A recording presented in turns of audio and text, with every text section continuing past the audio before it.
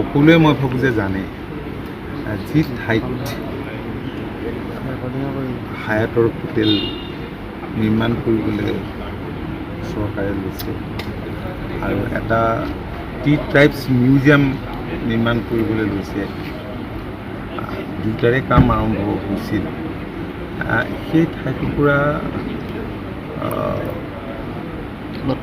ইয়াৰ পৰা নতি দূৰতেই আছে আৰু গোটেই মাটিখিনি আচলতে গভৰ্ণমেণ্টে টি ট্ৰাইবছ মিউজিয়ামৰ কাৰণে 30 বিঘা মাটি দিছে আৰু হায়াতৰ কাৰণে 30 বিঘা মাটি চৰকাৰে অলপ কৰিছে। কিন্তু তৎসত্ত্বেও তাত কিছুমান আমাৰ চাহ জনগোষ্ঠীৰ ভাই ভনী থকা বুলি তেওঁলোকে কোৱাত সেই বিষয়টো চৰকাৰে অত্যন্ত গুৰুত্ব সহকাৰে লৈছে। কাৰণ আপোনালোকে জানে যে আমাৰ চৰকাৰখনে চাহ জনগোষ্ঠীৰ লোকৰ কাৰণে ইতিমধ্যে যোৱা 10টা বছৰত বহু কাম কৰিছে আৰু এই পিছপৰা জনগোষ্ঠীটো যোৱা 10টা বছৰ যথেষ্ট আগবাঢ়িছে। আৰু শেহতীয়াকৈ আপোনালোকে জানে যে আমাৰ চৰকাৰখনে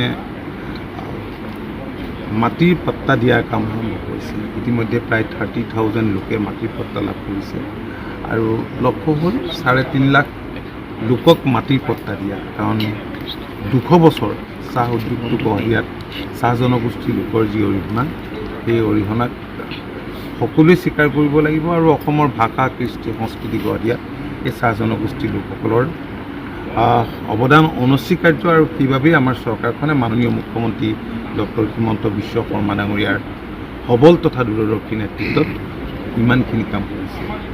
ইয়াত কিছুমান ভেষ্টেড ইণ্টাৰেষ্ট আছে। আমি দেখিছোঁ এটা বেলেগ ধৰণৰ মটিভ লৈ পেলাই চাহ জনগোষ্ঠীৰ লোকৰ কল্যাণৰ কাৰণে নহয়, মই ভাবোঁ যে এচাম লোকক ক্ষতি কৰিবৰ কাৰণেহে মুষ্টিমেয় কিছুমান লোকে ইয়াৰ বিৰুদ্ধে এটা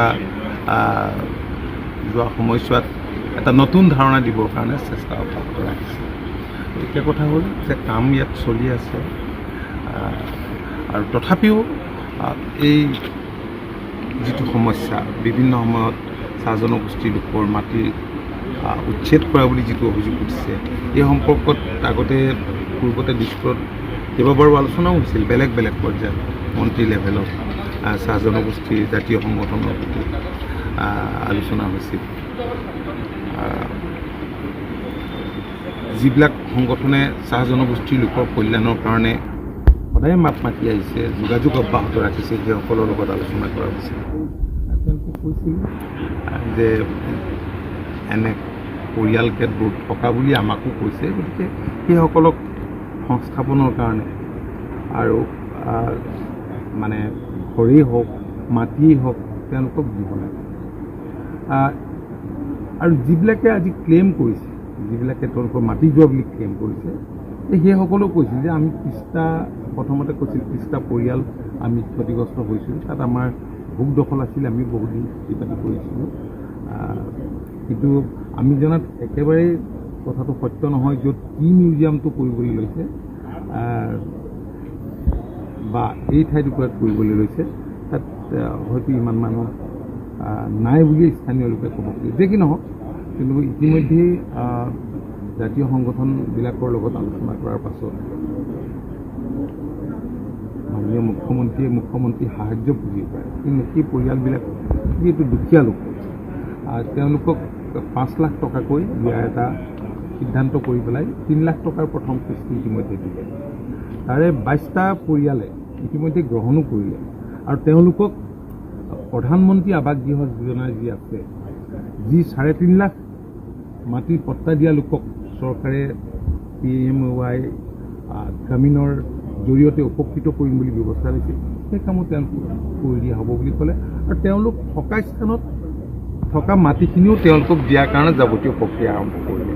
কিন্তু তৎসত্ত্বেও যোৱা সময়ছোৱাত আপোনালোকে জানে যে কাজিৰঙালৈ এতিয়া পৰ্যটকৰ সোঁত বৈছে, হায়েষ্ট পৰ্যটক যোৱা সময়ছোৱাত আহিছে। গতিকে ইয়াত আমাক ভাল হোটেল লাগে আৰু সকলোৰে স্বাৰ্থ সুৰক্ষিত হ'ব লাগে। আৰু ইয়াৰ উপৰিও স্থানীয় লোকসকল যাতে এনেধৰণৰ ইণ্ডাষ্ট্ৰী হ'লে উপকৃত হয়। মিউজিয়াম হ'লে চাহ জনগোষ্ঠীৰ কাৰণে এটা মিউজিয়াম লাগে সেইটোতো সকলোৱে বিচাৰে, গতিকে স্থানীয় সেইবাবে বাকী লোকসকলে জানে বাবেই কোনেও এনেধৰণৰ কামখিনি সহযোগিতা কৰা নাই।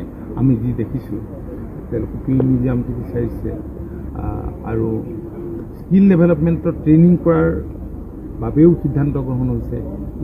ইয়াতে এই জনগোষ্ঠীয় সংগঠনকেইটাৰ লগত আলোচনা হৈছিল, তাৰ লগতো হৈছিল, ACMSৰ লগতো হৈছিল, গুৱাহাটীত দুবাৰকৈ হৈছে, দিছপুৰতো দুবাৰকৈ, তাতো কেইবাবাৰো আলোচনা হৈছিল। কথাখিনি সিমানেই।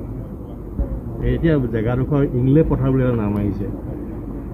মইতো কৈছোঁ সেয়া সেইটো গভৰ্ণমেণ্ট লেণ্ড, তো বনাই ল'লেতো আৰু কি কৰিব, এইটোতো ইছ্যু কৰিবৰ কাৰণে কৰিব লাগে কাৰণে কোনো ইছ্যু নাই, কোনো ইছ্যু নাই। আৰু জনসাধাৰণে যিবিলাক মানুহে কৰি আছে এই মানুহবিলাকক জনসাধাৰণ চিনি পাইছে, আৰু চিনি পাইছে বাবেই যোৱা নিৰ্বাচনত এনে মেণ্ডেট দিছে, আৰু হিউজ মেণ্ডেট লৈ পেলাই এইবাৰ আমি বোকাখাততো জয়লাভ কৰিছোঁ। ঠিক তেনেকৈ সমগ্ৰ অসমতে হিউজ মেণ্ডেট আপোনালোকে দিছে যে 100-200 আসন দিছে। আমাৰ চৰকাৰখন এখন কাম কৰা চৰকাৰ, জনসাধাৰণৰ স্বাৰ্থ, খিলঞ্জীয়াৰ স্বাৰ্থ সুৰক্ষিত কৰাৰ চৰকাৰ, আৰু খিলঞ্জীয়া মানুহে ভোট দিয়াৰ বাবেই আজি 100-200 আসন আমি লাভ কৰিবলৈ সক্ষম হৈছোঁ। আৰু মাননীয় মুখ্যমন্ত্ৰীয়ে অতি স্পষ্ট ভাষাত কৈছে যে আমি আমাৰ খিলঞ্জীয়া মানুহখিনিক সুৰক্ষিত কৰিব লাগিব, যাৰ কাৰণে আপোনালোকে জানে যে বেলেগ বেলেগ ঠাইত এভিকশ্যনো হৈছে, সত্ৰৰ মাটি দখল বা যিবিলাক ট্ৰাইবেল বেল ব্লক আছে, যিটো সময়ত চৰকাৰে মাটি দিয়াৰ কাৰণে ব্যৱস্থা কৰিছে, সেই সময়ত এমুঠিমান মুষ্টিমীয় স্বাৰ্থান্বেষী লোকে তেওঁলোকে এটা বেলেগকৈ প্ৰচাৰ চলাবলৈ চেষ্টা কৰিছে যে তেওঁলোকে খিলঞ্জীয়া মানুহক খেদি পেলাই ইয়াত ইণ্ডাষ্ট্ৰী কৰিব কৈছে, এইটো কৰিব কৈছে। এইবিলাক অপপ্ৰচাৰৰ বাহিৰে আচলতে একো নহয়। মই ভাবোঁ ৰাইজে বুজিছে কাৰণে ৰাইজৰ সহযোগিতাটো নাই।